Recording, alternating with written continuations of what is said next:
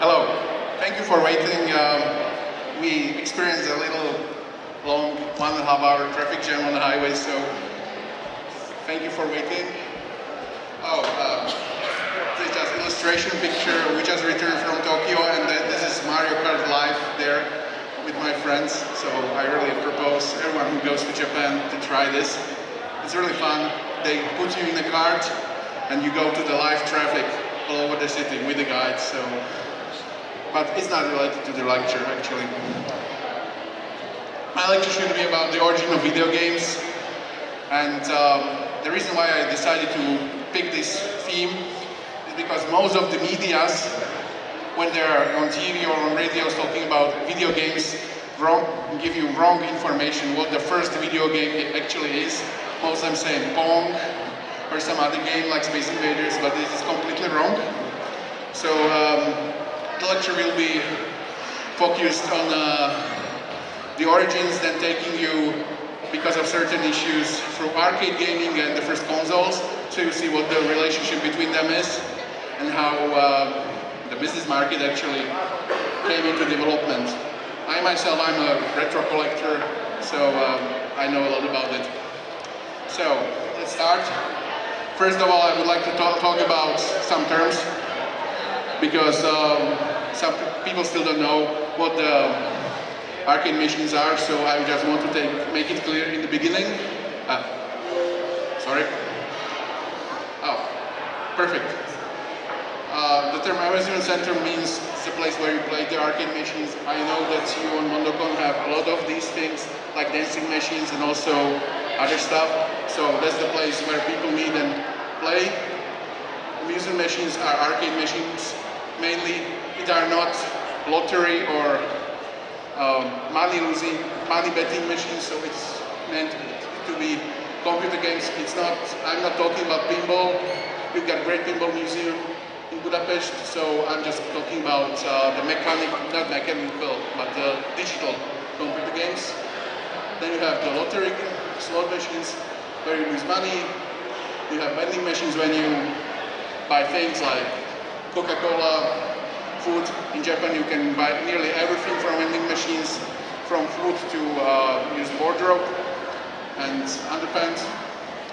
Redemption machines are UFO catchers where you try to catch some goodies and win, and normally you never succeed. And then there are arcade machines we're talking about, which are meant to be digital, and the arcade center is the same as amusement center. Okay, there was just a clear beginning. Now we'll talk about the first games. Actually, the first games, not everyone knows about this, but were made on big machines, big computers that were mainly big mainframes, maybe big as this hall, or maybe more. Most of them were used by the army or universities and institutions in the 50s, 60s. And nowadays, computers that have Raspberry Pi, and it's a joke compared to it because Raspberry Pi is much more powerful. But yeah, at that time these machines were that big, and also the number of people who were able to come to them and work with them were limited. And actually the first game, it didn't have a name. It was table tennis-like game, and it was recorded that it was made in 1958 by Willie Higginbottom at Brookhaven National Lab at New York University. So it used a monitor like this. It was an oval, CRT-like thing where you played with two pads, and it was like Pong, but very simple. So that was the first actually recorded game, and the number of players were really small, so nearly no one knew about it. The same happens with Space War. Done by Steve Russell at MIT University, which was about two ships shooting each other. Well, these were two games. They were not commercially known.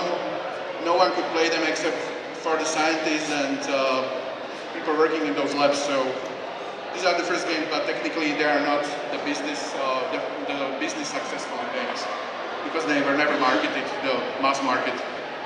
Then we come to 1971. And this is actually one of the first games that were made at the same time to arcade machines. Galaxy games, it's really similar to the Space War we mentioned earlier.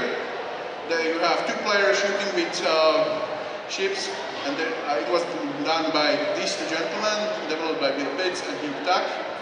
And these machines are up to date still at Stanford, and people can play with them. So these were the first two games available for public, for the students of Stanford, and still you can play with them. So they were the first two actual arcade machines or games for public. But still they weren't mass produced. There are only these two pieces of machines, not thousands or hundreds sold to anyone. Then we come to the actual first marketed commercial game. It's called Computer Space, done by Roland. You know him as the founding father of Atari games. And at that time, he saw the game Space War. He was really inspired by it. So he persuaded a couple of people from Nothing Associates to form a company and market this to the public. So this was the first actual arcade machine sold to the public that was in the bars, and people could pay with quarters for playing it.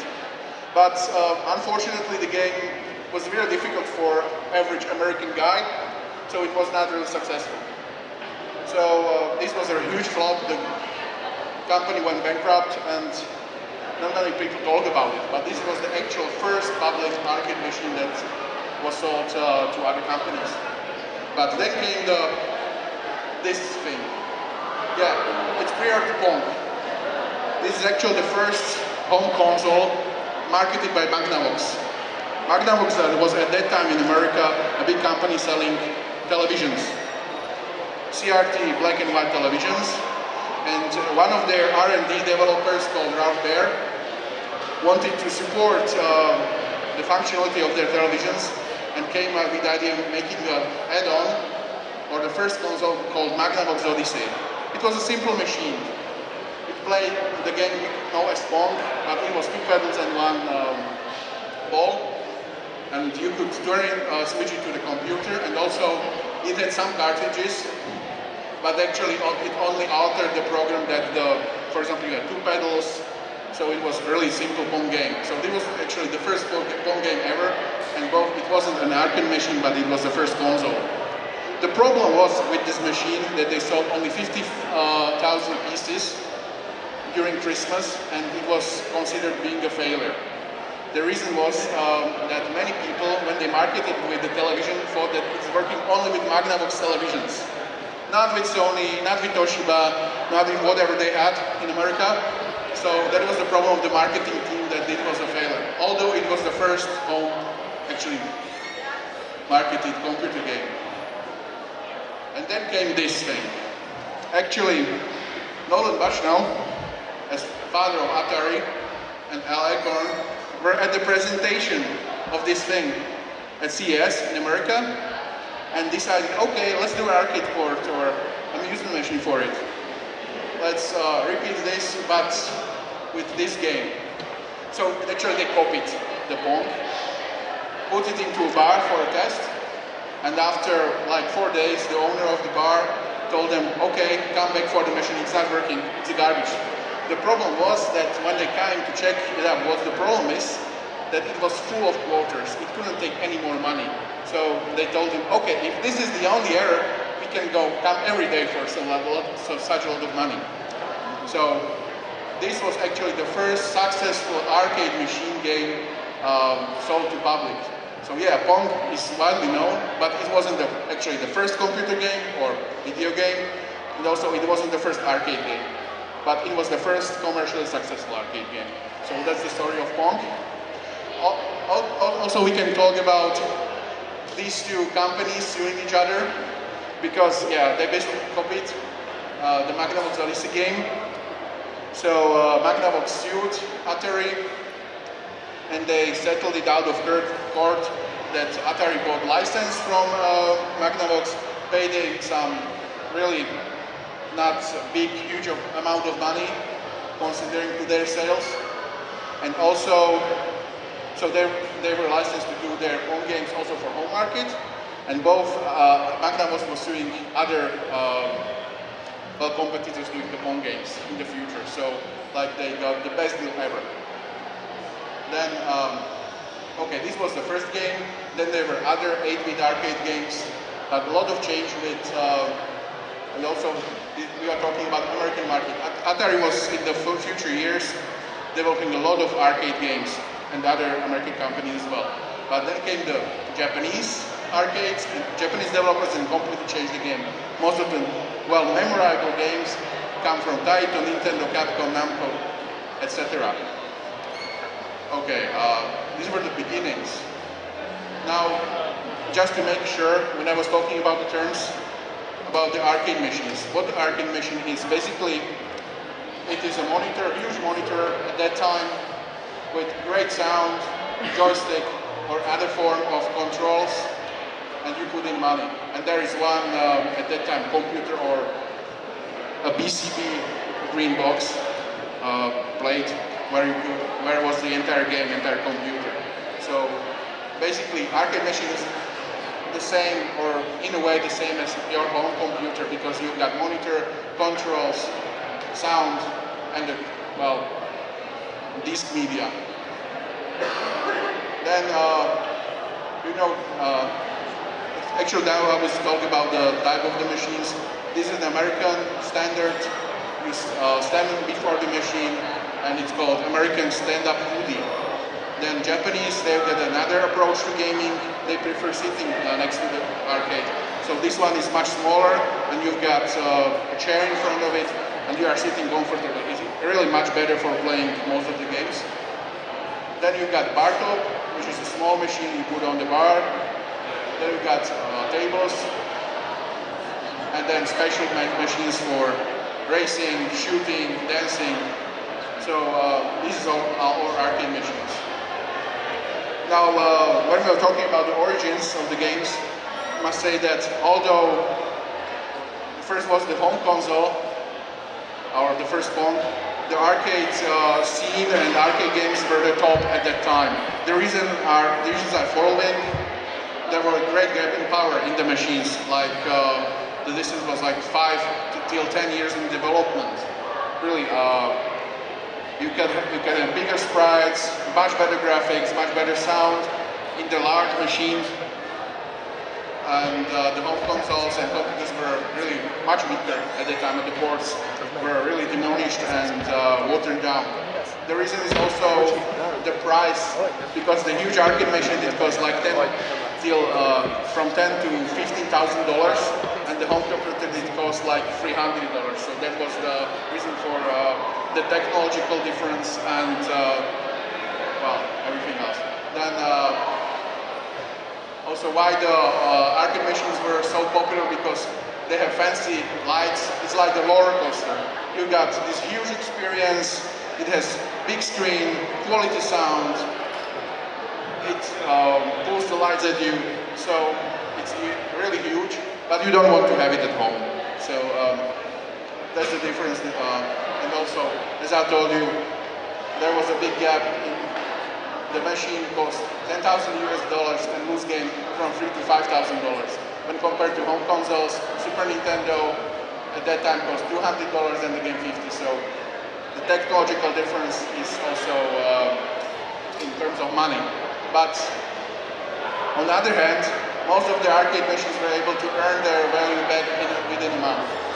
In case of Mortal Kombat or Street Fighter 2, it was like in 2 weeks. So this was really huge business at that time. Okay. Sorry. Okay, here's some comparison of the cartridges. These two at the bottom are cartridges from 16-bit Super Nintendo and Mega Drive, Sega Mega Drive. And this one is a cartridge from arcade machine Neo Geo. So it's much bigger, and comparison, for example, this could hold like 4 megabytes of memory, and this could hold 300 megabytes. So also there was a difference in the size of the games if you compare home ports to the arcade machines. Also, here's a quick chart of the development of the market and games in the world. Most of the time seen from the arcade perspective. Well, in 1972 was the beginning, and in Japan it started a year later. Also, I'm considering US and Japan because, well, Europe wasn't as important or any market at that time at all, so I'm taking into consideration US and Japan. What happened that after the Pong games, everyone copied the Pong games and made arcade copies of Pong, and then came the first crisis that the games were really similar and there was no innovation. In Japan, well, they got their own developers and own games that were imported at that time to USA, so they experienced a really large growth. What happened is that in 1978 came Space Invaders and a year later Pac-Man. These two games from Japan revolutionized the market, and both America and Japan experienced growth. At that time, you could find in Japan Space Invaders everywhere. Also, shops with, for example, vegetables started buying arcade machines because everyone was playing them. At that time, there was a shortage of 100 yen coins because that's the price of the game in Japan still for one game. So they had really serious problem with shortage of coins in Japan. It's really interesting. And another point, very interesting, that we will talk about later at home consoles, is in 1984 came bankruptcy of the game market in USA. Well, it didn't happen in the arcade market, but it was the reason because of the console market. We will talk about it later. Still, Japan was experiencing new games and nothing happened. Then in 1991 was a significant change, came Street Fighter 2 and Mortal Kombat 1 that rejuvenated the arcades and in Japan as well. Well, Street Fighter is there played still. I was there like 4 days ago and they're still playing Street Fighter in arcades. A lot of classic games as well. Then came year 1999, and in America and the Western markets, most of the arcades were closed and went to bankruptcy because of PlayStation 2, because the technical gap wasn't anymore. PlayStation 2 actually had the same graphics as the arcade machine, so there was no reason from a technological point of view to come to arcades. So basically in America, it got shut down. In Japan came DDR, or Dance Dance Revolution, and they continue on with new music games and other things. Today, actually, in Europe and in America, arcades exist in the form of barcades where you pay for entry and play for free, or drink and pay for playing games, and also in the form of museums where you pay for entry and play for free the entire day. That's the business model that's actually working in America and also in Europe. And in Japan, still the arcades are growing strong. They're playing both classic games, both new games, both music games, and well, the only difference is that now they have even more music-based games. Well, the reason for this in Japan is because, well, they don't have much space. There are a lot of people having, for example, if you are living with a family in a 3-room flat, their family flat is like one room with from 20 to 26 square meters, and they've got both kitchen there, and it's for 2 people with child. So they've got really little living space, and they don't do parties at home and don't invite people to their home because of these reasons. And they play and meet with people outside in the arcades. It's, for example, our form of going to the bar, but they go to the arcade or karaoke. So that's the reason why the arcade business still works in Japan. Okay, why to play arcade games today? Well, I told you already that still it's working in the form of barcades where you can play a lot of games while drinking, or in the form of museums. Still, the experience is like a roller coaster. It's a huge experience. Emulation is still not accurate. I really didn't experience it until I started collecting arcade games, and when I put emulation on a really good computer next to the original PCB, there were gaps in graphics, not clear sound, and also especially the controls had lags. And that's very crucial when you are doing complicated combos or playing bullet hell shooting games. So that's the problem. Although when you didn't experience the original, well, it doesn't matter to you. Also what I like is the highest quality of classic games up to date. And yeah, as I told you, it's a roller coaster, but I really don't want to have it at home. I had more of those games at home and my wife wasn't very satisfied with it. so I had to build a new garage. So there was the point of view from the arcades, because that the first games were taken from arcade to the home market, and now we can see what the generation were. Actually, the first console, the first generation was Magnavox Odyssey in 1972, but there are also another copies of it, like in 75, 75, 76, 77, in different parts of the world. Germany, France, USA. Then there came, that was the era from 72 to 76. And then came the second generation, which most of the Americans really praise. We in Europe didn't have as much luck to experience it in quantity, but that generation was this guy. This generation is significant because at that point came the cartridges to play. You could switch the games. It wasn't only one game machine, but you could change the games. The first cartridge-based game, actual console, was Fairchild Channel F, and it had like 11 games, but well, it wasn't really successful. But then came in 1977 Atari 2006, or called Atari VCS, and this put a real milestone on the map of console gaming, and was really successful. Also, another significant players were, well, in television, Magnavox Odyssey, Vectrex. This was this is the real thing and the collectible item. It has, the console is within the monitor, but the monitor is not normal, but it was a vector-based monitor.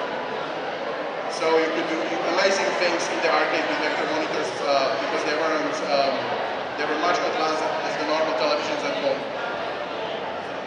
And also, color television was interesting. But this is the reason I wanted to talk about the back. Well, and there were other consoles at that time. There's the list. So we could see in this generation there was like plague, a lot of old machines. And that was the reasons why in 1984 came to the bankruptcy of the gaming market in the USA. Because what happened, they didn't have any anti-piracy law. Anyone could develop cartridges for your console. We had no licensing. So for example, this made that everyone could develop everything for it. And this made a really negative impact on the market. Because new games would cost like $50 or $60. But when they didn't get sold, they went to the sale bins for like $5. And with this large amount of games happened that people stopped completely buying games. And they were waiting for the sales. So because of this was one reason why the market went bankrupt in the USA. Because there were a lot of games, most of them were shitty, because there was no quality control, no licensing, and well, the biggest player of the market played a significant role in those shitty games, because first they licensed Pac-Man and made a really shitty port, and then they made the same error with making a game called E.T., which most of the people know as the worst game ever. Well, actually it was done in 2 weeks, rushed to the market.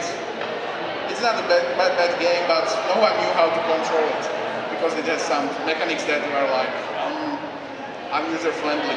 So basically Atari, as the biggest player, destroyed the market with their shitty ports.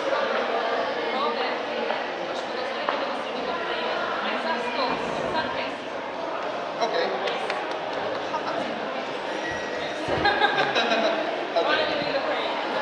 Okay, so this was the era pre-Nintendo, let's call it, because the first generation, well, that was a difficult issue. There came this company called Nintendo that saved the gaming market all around the world. Basically, in 1982, they released Nintendo Famicom on the Japanese market. It was really a huge, successful machine, and they wanted to port it to America. But at the time, in 1983-84, the market in America went to bankruptcy.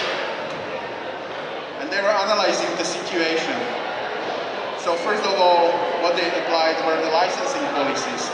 So one company could develop only up to 5 games per year, not 20, not 50.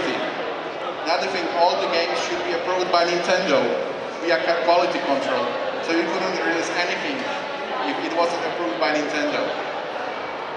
And also what they did, because of this, the licensees of Nintendo, or the developers weren't allowed to release the same game on other systems. So they got the exclusive content. So Nintendo did this in terms of the relationship toward customers and developers. Now came the situation how to persuade the American sellers, mainly toy companies and marts, to sell their machine. This was a tough decision because most of the sellers thought, okay, gaming is a fad, it's not working, we won't sell it anymore. Well, what they did, they changed the design of the machine to this. Unfortunately, I don't have the picture of Famicom here, but it looked really like a toy. So they changed it to a version of, well, so it looked like a VCR and called it not Nintendo console or family computer, but Nintendo Entertainment System. That was the first move. They changed the design, the control and of the machine. Then, what they did, they included in the package a robot and sold it. Well, they wanted to make fools of the sellers that it's sold as an education machine, because with the robot, you control it by the controller. It's a toy. It's not a computer console. So they bundled a robot called Roland with it. And in 1985, they had their first test run in New York. They persuaded the chain of stores that Nintendo will rent the space in their shop and sell it themselves. And really, at that time, they had no Super Mario Bros. But had other games, and really, it was successful. People were really buying it. So this persuaded the other sellers, okay, if they were successful in Europe, we'll try to launch it in 1986 in the entire USA. And one clever move they made is that the president of Nintendo of America offered the sellers there, if they don't sell the stock, they will take it back and pay them back the money. This was without the, well, it wasn't allowed to do it by the Japanese Central, but he did it anyway, and it was, well, one of the reasons why this was successful. Also, at that time, there were a lot of other competitors. Atari wanted to relaunch their, one of their shelved systems later, but they had no really games, they only had arcade ports. Sega Master System, well, it was a nice machine, but most of the games were done by Sega because of the licensing issues, that most of the developers weren't allowed to release their games on other systems, and well, these are not really important. So this was the 8-bit era, why the Nintendo won, because they rejuvenated the market, they had really strict licensing policies, they had really good business deals, and they were really clever at that time. They came to four, well, and these are other games in that era, but I think there is nothing important. Okay, they came the fourth generation, ranging from 87 to 1995. Well, there were some interesting stories in this era. One of the consoles was TurboGrafx 416, or known as PC Engine in Japan, and well, this was a really serious competitor in Japan to the NES. It contained three chips. They were basically 8-bit, but with their combination they could achieve 16-bit graphics, or well, comparable graphics. And they outsold during their launch the NES in Japan. Well, the story in America was not very successful because they completely changed the design. It was really horrible. They didn't have the main game, so it was a failure in the world. Then came the Sega Genesis, or in Europe and Japan called Sega Mega Drive.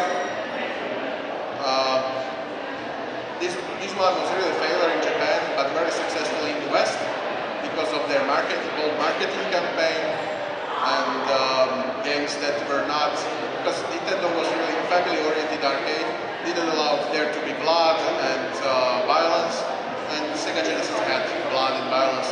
Especially it was pictured in Mortal Kombat 1, where they had also the fatalities, blood and everything, and here was nothing. Instead of blood there was sweat. So the ratio of selling games was 4 to 1 when compared to Super Nintendo. Actually, that was the time when Nintendo realized, okay, we should allow blood. Then there was Neo Geo. Well, this is something very special in that era. It's not a really 16-bit arcade machine, arcade home console. Neo Geo at that time was a really huge player in the arcade scene, and what they did, that they wanted to bring the arcade experience home. Actually, in the beginning, they made special versions of the arcade machine for hotels, where you could play at your hotel room the arcade games. You could stop the games via memory card. And there were some fools, they asked, okay, can we get this ultra large console for home market? Okay, so they did it. So they launched the arcade machines for home, and in comparison, the console did cost $650 and normal console $200. And the normal game $50 and this game $250. So it was really a premium market. It wasn't really successful, but it's really interesting and they're highly collectible. Then they made a cheaper version of this one on CDs with terrible loading times. Then there is Super Nintendo, the winner of the 16-bit era, and that is CDI. It's not very important. The other reason is that because at that time Nintendo actually created PlayStation because they had an agreement with Sony that they will do CD add-on for Super Nintendo, and for several reasons Nintendo canceled the deal and partnered with Philips, and Sony got angry and made PlayStation. Okay. There are other type of consoles in that there are different versions of existing consoles, some add-ons like Sega 33X, Neo Geo, etc. Then there was the Switch generation. At that time there were many consoles, many competitors wanted to enter the market from large companies. For example, 3DO, that was 3DO, which was a new player. It was established by Trip Hawkins. He was the owner and founding member of Electronic Arts at the time. He wanted to produce own arcade machines with high specs, but it turned out to be failure in the end. The same with Amiga, who had really amazing Amiga 500 and then later Amiga 1200 at the home computer market, and they wanted to make a console version of it, but well, it wasn't successful at all. This was the console that was the successor to the PC Engine and TurboGrafx, and well, let's take and also Atari wanted to make a return with Atari Jaguar. At that time, this was a 16-bit era. They marketed it as a 40, 62, 64-bit machine, but well, most of the games are really garbage and didn't show much difference. Although the console was really much more expensive than the main players. Who won this era was really PlayStation. Although in previous times Super Nintendo was the leader and also Sega had a significant share at the market. Well, the reason was that Nintendo was still fearing the CDs, wanted to keep the cartridge business, but the cartridges were limited in space, so most of the big companies that really needed space came to PlayStation because the manufacturing cost of the CDs compared to cartridges were much lesser, and also it provided 650 megabytes compared to like 50. So most of the important games like Final Fantasy VII, Tekken went to PlayStation, and that was the reason of Nintendo's downfall. And Sega Saturn, well, their problem was that this was really a 2D little machine that was a masterpiece, but it wasn't intended for 3D games. And as they saw that how capable PlayStation in 3D is, they added another chipset to the console, so they had actually two chipsets, but developers didn't know how to program for it. So that was the main reason why there were very many first-party games and it was not successful. And there were other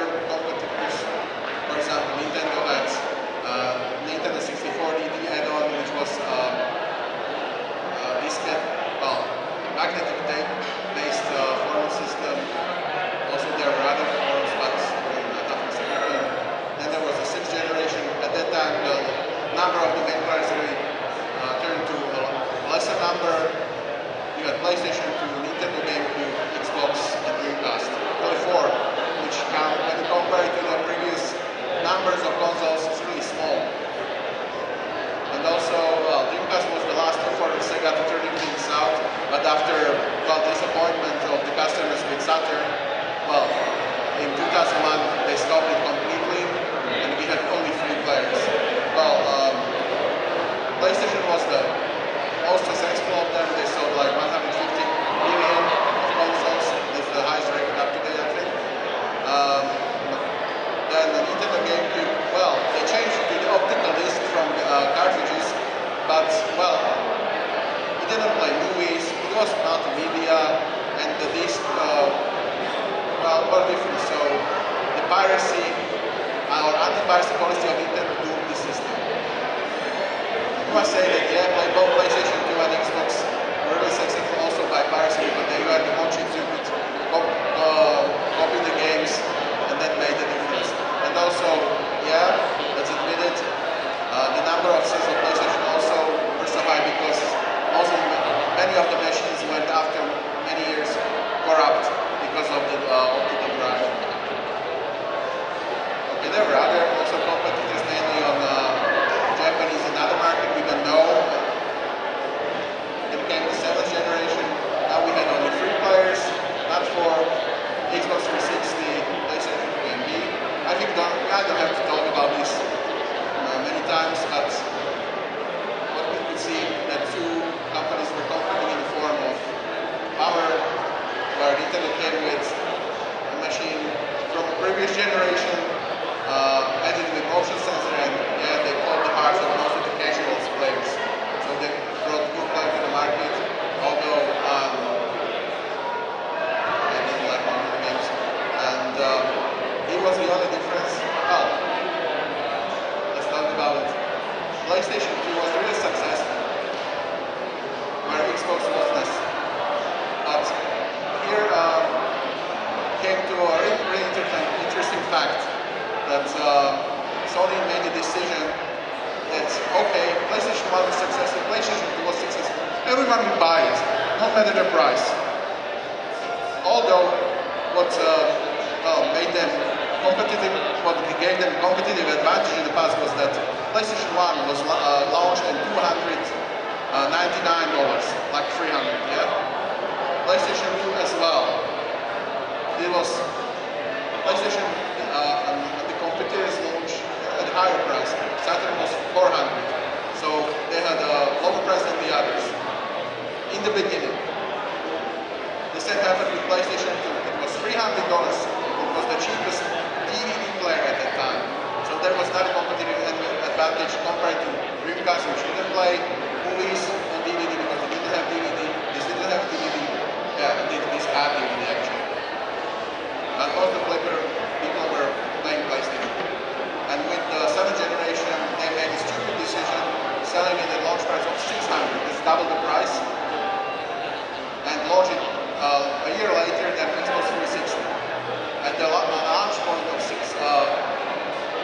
at their launch for $600, Xbox 360 was already 1 year on the market and was $150 cheaper. Yeah, they were thinking, okay, but this is the cheapest Blu-ray player, but Blu-ray wasn't as mass media at that time, although they survived the competition called high-end HD DVD, but it didn't make sales, and really, Sony had to change their thinking from an arrogant big company to a humble company back. So in the end, they sold like both in numbers, but Sony lost a lot. And yeah, this sold the most, but okay. And now in the 8th generation, we had it vice versa. PlayStation 2 launched earlier than Xbox One. PlayStation 4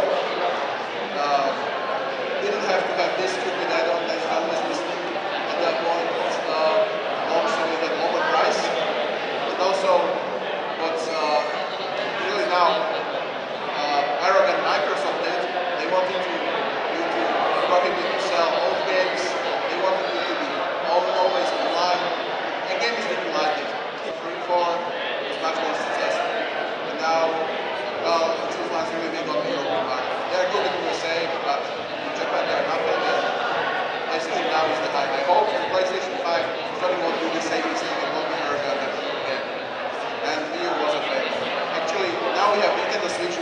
lovely and I like the system a lot, but I don't know where to put it, if it's 8th or 9th generation. So it was a quick overview